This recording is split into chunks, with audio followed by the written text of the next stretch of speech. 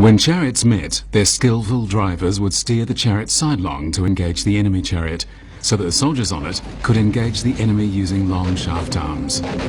This form of chariot battle first appeared in the late Shang Dynasty.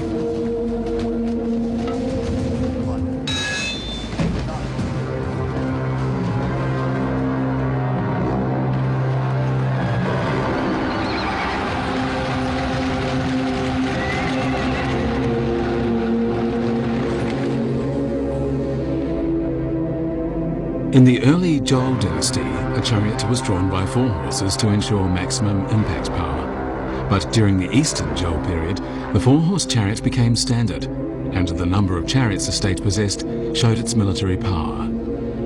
A large-scale chariot battle might involve several hundred or even more than 1,000 chariots. However, as big as these chariots were, they had their weaknesses. They were heavy and clumsy, were not at all easy to steer, and in a less favourable position their strength was limited. But a chariot battle was not as brutal as one might imagine. In fact, to the contrary, it was a fairly reserved and almost polite affair. “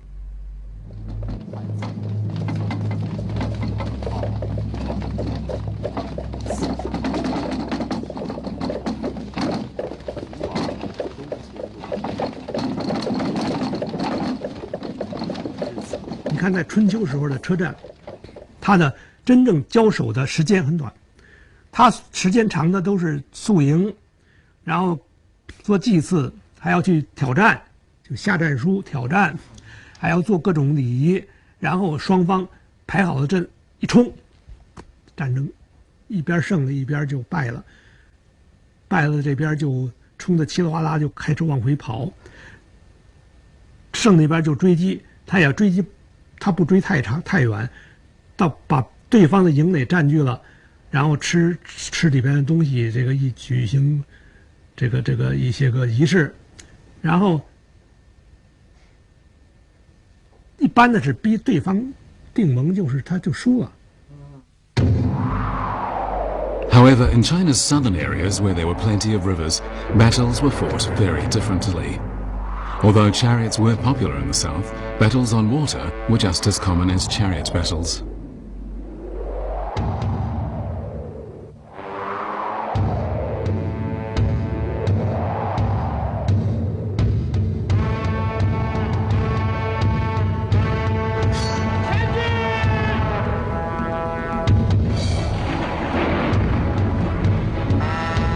During the spring and autumn and warring states periods, the states of Wu and Ye in the south emerged as formidable powers. They had their own navies with battleships, the biggest of which was 24 meters long, enough for 41 soldiers and 50 oarsmen.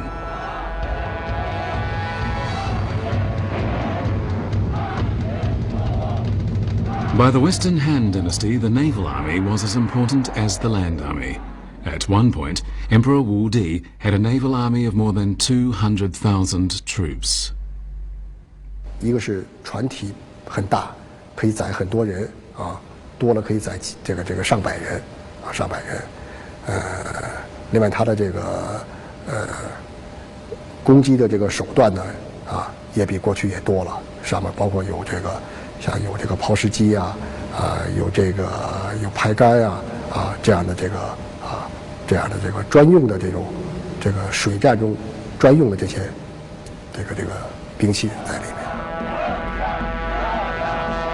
By the middle of the Western Han Dynasty, battleships in China were as powerful as, if not more powerful than, those in Mediterranean countries, and this leading edge was retained until the middle of the 15th century. Later, as in the case of the famous battle that took place in Chirbi during the Three Kingdoms period, confrontations between navies became decisive to the outcome of a war. This was seen in the case of Cao Cao, whose troops, while powerful on land, were clumsy when battling on water, and inevitably his troops were defeated by the states in the south. The state of Wu was said to have 5,000 battleships, the largest as tall as a modern 5-story building, and that they were able to transport more than 3,000 troops at one time. Sailing ships complemented by oars and paddles first appeared during the Three Kingdoms period, These ships were more superior in terms of displacement, sailing range, and their ability to engage in battle in distant waters. When famous Ming Dynasty navigator Zheng He led a huge fleet to the west on each of 7 occasions, the largest treasure ship he used, and also the largest wind-propelled ocean ship in the world at the time, was 137 meters long, 56 meters wide, had 9 masts and 12 sails, and was armed with several cannons.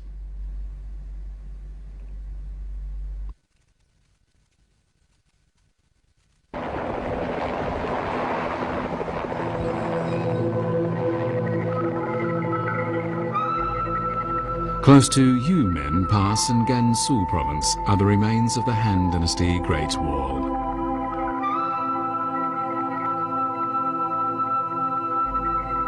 The building of the Great Wall can be traced back to the Spring and Autumn and Warring States periods.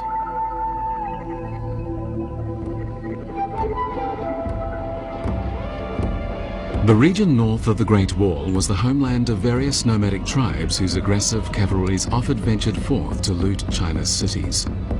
Just how to fend them off became a challenging task for the people of the Central Plains. But as a result of this threat from the nomads, a number of key advances in weapons technology came about.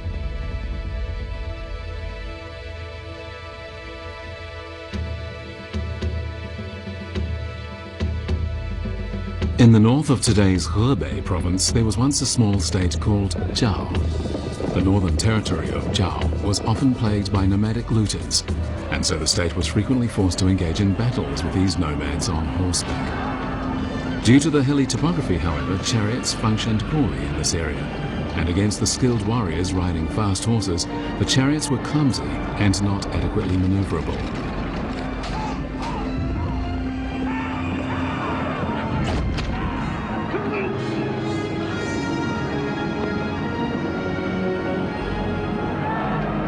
In the year 307 BC, Wu Ling, the ruler of the state of Zhao, began a military reform.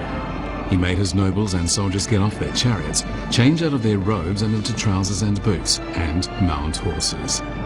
With this, the first ever cavalry force in Chinese history was born.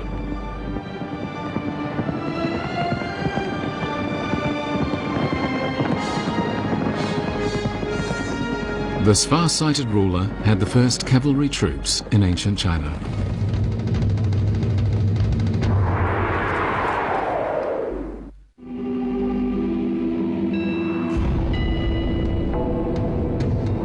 But with these changes, battle became more brutal.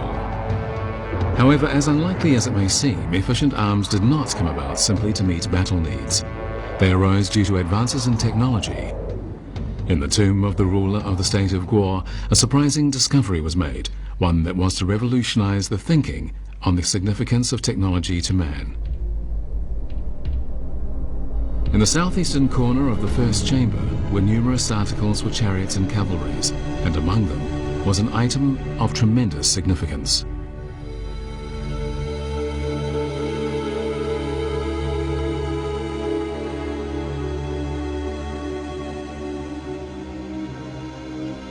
最初露出来的时候呢，是那个玉柄。再往下清出来呢，最初呢，看见了一点绣的痕迹。绣的痕迹呢，这把剑本身它的外面呢有一个制作的非常精致的一个牛皮鞘，软鞘把它在里面插的。那个牛皮鞘的上面的针脚啊，都看得非常清楚。This bronze sword with a beautiful and priceless jade handle was clad in iron. It had been wrapped in brocade and placed inside a finely made oxhide sheath, especially for burial. Clearly, it had been the occupant's favorite possession. But the sword also told us another fact. By the time it was made, Chinese people knew how to make arms comprised of several different materials.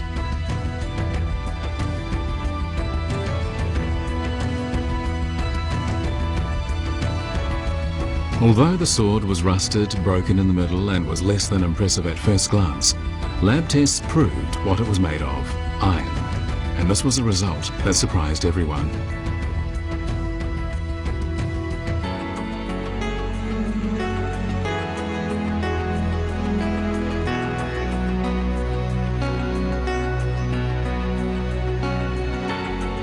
Before this discovery, people commonly assumed that iron metallurgy had become known to Chinese people during the 5th century BC, during the Warring States period.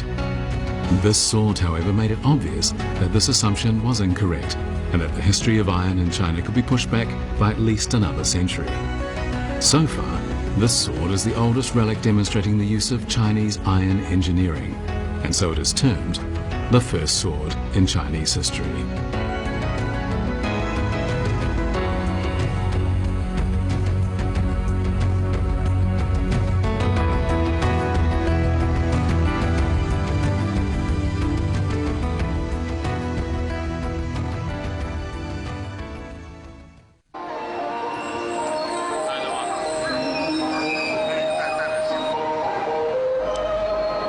In the China of today, the sword dance is a common activity people engage in to build up their health.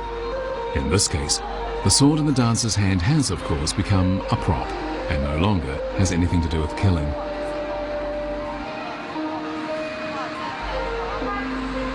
But in ancient antiquity, the sword was an effective weapon for close-range combat, and as such, was stained with the blood of enemies.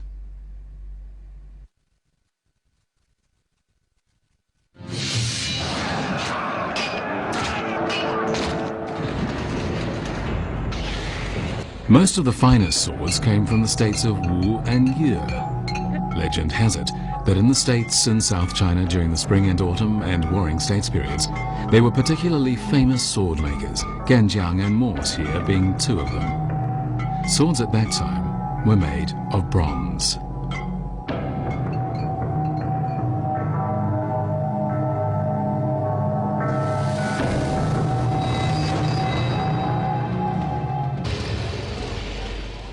This sword, unearthed in the north of Hubei province, belonged to Go Jian, the ruler of the state of Yue.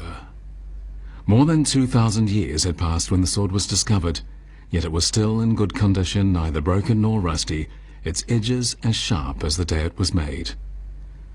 The sword bears mysterious diamond-shaped checkers on its body, leading people to wonder how people living 4,000 years ago had made them. 之后，铁的冶炼、铁的这个铸造，它这个整个工艺还是处于一种比较落后，所以它整个数量上不能取代青铜制作。那么当发展像逐步到了汉代，整个一个冶铁也好，是吧？铸铁也好，它整个的工艺在发展，那么这个也就是很自然的就取代了这个铸铜工艺。 If a small number of bronze arms were still in use in the early Qin and Han dynasties, there were certainly none during the reign of Emperor Wu Di of the Han dynasty. By this time, iron and steel weapons were everywhere.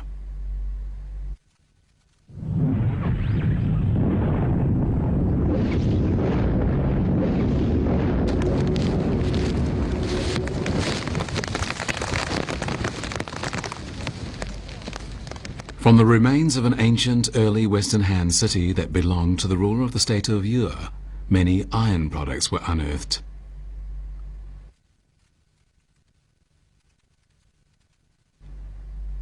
This iron plowshare, 15 kilos in weight, was the largest of its time, and these iron spearheads, 82 centimeters in length, were probably the longest of their kind. After being shaped, these tough weapons made of iron went through a special heat process and repeated forging.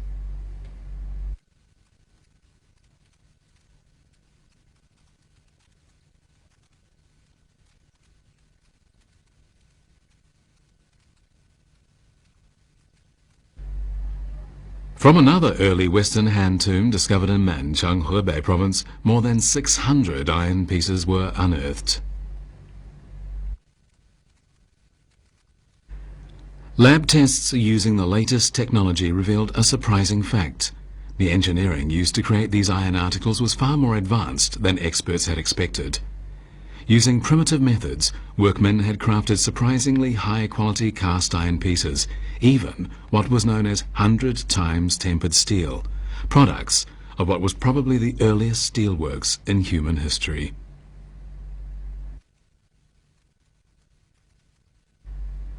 The advance of technology once again pushed arms making forward, And during the Han Dynasty, the transition of cold arms from bronze to iron and steel was completed.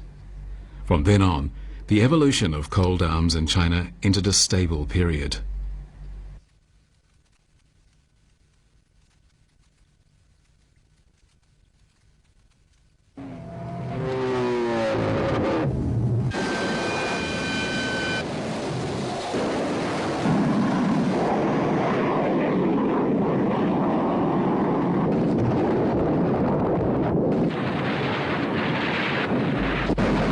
During the First Iraqi War, the US Army defeated hundreds of thousands of Iraqi troops with a loss of just 100 of their own soldiers. Airstrikes undertaken from a long distance played a crucial role in this victory.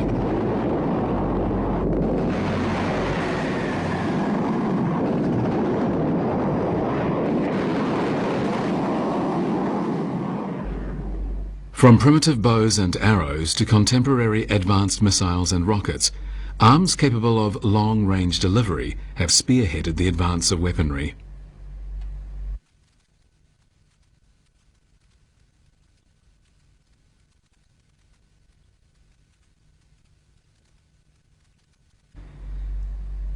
In fact, in ancient times, man had already developed a number of arms for long-distance delivery.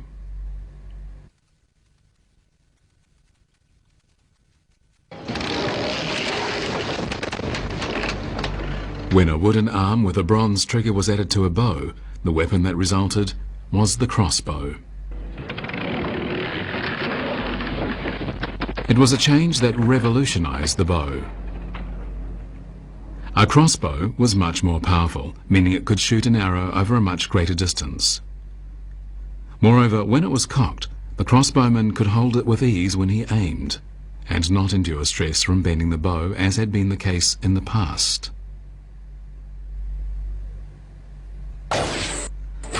According to records of history, ancient Chinese people invented a multi-arrow crossbow that could shoot many arrows at one time.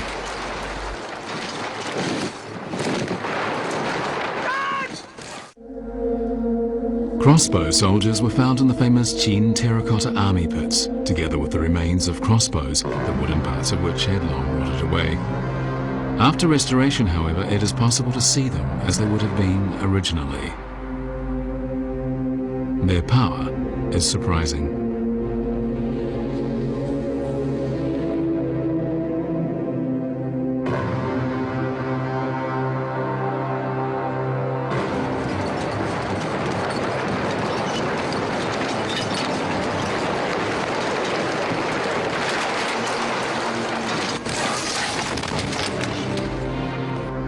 A crossbow is quite different from a conventional bow as it involves using the foot, and it requires all of one's body strength to cock it. The range of a crossbow was up to 300 meters, with an effective killing range of about 150 meters, and this obviously made it more powerful than any conventional bows of the time. During the Han Dynasty, crossbow soldiers became an independent army, gaining an important position on the battlefield. The crossbow unit in an army was named 才官绝将,